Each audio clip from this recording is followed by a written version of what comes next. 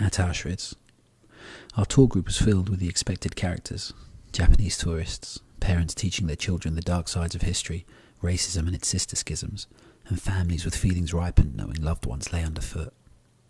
Our guide seemed to have missed out on the irony of our commands: keep together, keep left, keep quiet, keep moving.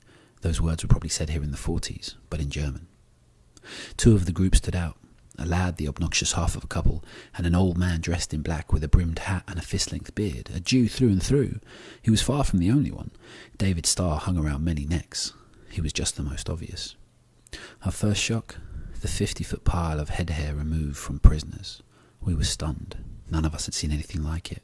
But our gasps of horror were interrupted as a phone rang and the lad answered, "Ollie, you tramp," followed by a pause and then, "Nah, mate, I'm on holiday, but she's taking me to some camp." Tuts rang through the group, and his girlfriend, embarrassed, tugged at his arm, and he, with all his charm and ignorance, said, "What?" surprised to look up and see faces wishing to chase him away. He cut the call and we all went back to staring at the wall of hair before us. What had been brown was now black, blonde now grey, and how much was there I couldn't quite say, but I can tell you what it was used for, as the accompanying documents attest that human hair was deemed best, for mattresses and such.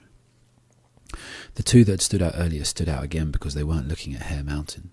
The lad had swapped the call for a text, and the old man was looking at the floor with one hand on his chest, taking a calming deep breath before staring out the window, eyes glazed, and I followed his gaze to see where prisoners held roll call for up to 19 hours in the freezing cold, sometimes barefooted. Everyone moved on to the next room except the three of us. The old man was miles away. While he was there, I felt I had to stay, and the lad felt it was time to picture take, even though pictures inside weren't allowed. Come to think of it, at how many other graveyards do you see so many cameras out? The flash awakened the old man and brought a flash of pain to his face, which the lad saw before leaving, and as he walked away, the old man and I were treated to the wisdom of his t-shirt, which had written on the back, "I got this from a hooker in Holland," and it had the graphic picture to match. Throughout the rest of the tour, I could see others were robbed of the satisfaction of deeper empathy by the boy's constant distraction. Except for the old man, he wasn't frustrated or ill-tempered. He was troubled by something different, something he remembered. We made our way outside and the lad left us briefly with a "I'm going to get something to eat, babes," and I could tell she was as relieved as us. We went on into Block 11 where Zyklone B was first tested, and it still reeked chemical, a mini hell, and I wondered which part of a soul a person would have to suppress to be able to gas fellow humans to death. I hated that room so much, and even more so as one man burst into tears before asking the walls why and leaning on them. But soon he'd be crying harder, because a little farther into the complex there was a small, dark place that punctuated all we had seen. In there, 2 human-sized ovens that are supposed to have disposed of 4,000 bodies a day. All you heard were sobs. Every face showed tracks of tears, and I thought there's a real reason to cry me a river. Stepping out into the light brought no respite, and who should we find outside? The young lad, food in hand, a greasy burger under a sesame seed bun.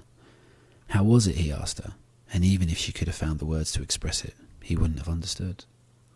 We made our way out to the last stop, the prisoners' quarters.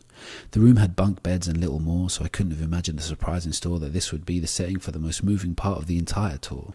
The guide told us of living conditions, but we were all still reeling from the last room to take her words in, bewildered and distracted, except for the old man who was watching the boy from the corner of his eye, concerned. So my attention turned to pick up clues and hazard a guess at what was causing the old man's distress. The lad finished what he was doing by the wall and with a smile of satisfaction returned to his girl. And after a moment the old man shuffled to the same spot and I heard the muffled hum of a prayer.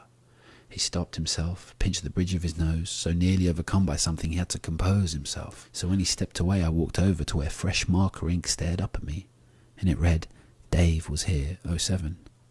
I turned to see the old man had rolled up his sleeve, tapped the boy on the shoulder and whispered in his ear, "Young man, you are wrong.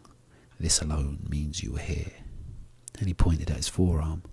6 tattooed digits, as faded as the hair, more shocking than the ovens.